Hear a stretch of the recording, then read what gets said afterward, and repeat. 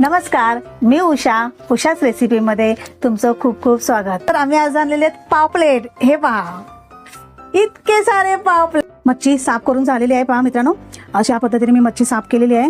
आता मच्छीसाठी मसाला आपण कसा करणार आहोत ते आता आपण पाहूया।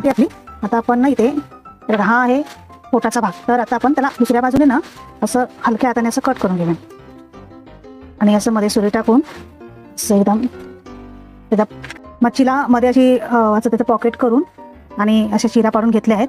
आता चवीनुसार मीठ टाका तुम्ही। आणि इथे मी कोकमचा आगळ घेतलेला आहे, ते देखील तुम्हाला केवढा आंबट लागेल त्या पद्धतीनेच टाका। कोकम देखील घेऊ शकताय तुम्ही, कोकम पाण्यामध्ये 2-3 मिनिटं असे भिजवून तर तुम्ही कोकम भिजत ठेवा थोडा वेळ आणि नंतर असं कुस्करून घ्या आणि ते तुम्ही एक एक ह्याला असं लावून घ्या। बघा छान हे लावून झालेलं आहे, मस्तच आतमध्ये जाईल असं पण बघा। हे बघा, तर हे झालं लावून। आता इथे मी हिरवा मसाला घेतला आहे, मिरची, लसूण, कोथिंबीर, आलं आणि धने पावडर आणि जिरा पावडर हे सगळं मी इथे मिक्स करून वाटून घेतलंय। हिरवा मसाला आपण हा पापलेटच्या पॉकेटमध्ये असं भरणार आहोत। तांदळाचं पीठ घेतलंय, कॉर्नफ्लॉवर पीठ घेतलंय, हळद घेतलंय, लाल तिखट घेते आता मी इथे। कलर आणि थोडंसं तिखट पण आहे, कलर पण आहे याच्यात। मी छान मिक्स करून घेतो ना, त्यामध्ये मी थोडंसं पाणी टाकणार आहे। जास्त पाणी टाकू नका, पीठ पातळ होऊन जाईल। तर हे कोटिंग आहे ना आपण ह्याला लावणार आहोत।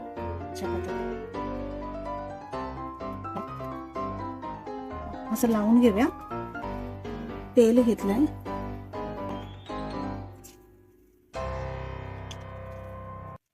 आणि परतवून घेते। एका बाजूने फ्राय केल्यानंतर आपण दुसऱ्या बाजूने पण तसंच फ्राय केलंय, एकदाच परतवून घ्यायचा, पण चांगलं शेकून पण घ्यायचं, मच्छी कच्ची नाही राहिली पाहिजे।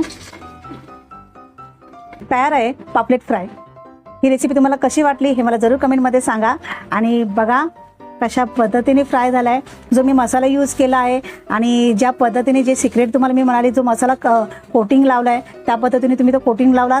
तुम्ही घरात करून पहा, मी तुम्हाला हे दाखवते कशा पद्धतीने मसाला आतमध्ये दिसते तो ग्रीनवाला। हे बघा, ग्रीन मसाला आणि आपलं हे वरती रेड कलरचं कोटिंग एकदम भन्नाट, एकदम मस्त झालेलं आहे।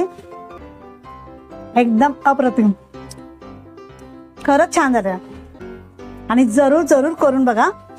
आणि मला ही रेसिपी कशी झाली आहे तुम्ही करून झाल्यानंतर मला कमेंट करा आणि नक्कीच कमेंट करा। ही हॉटेलमध्ये बनते त्या पद्धतीचीच बनवलेली आहे। खा आणि खुश राहा।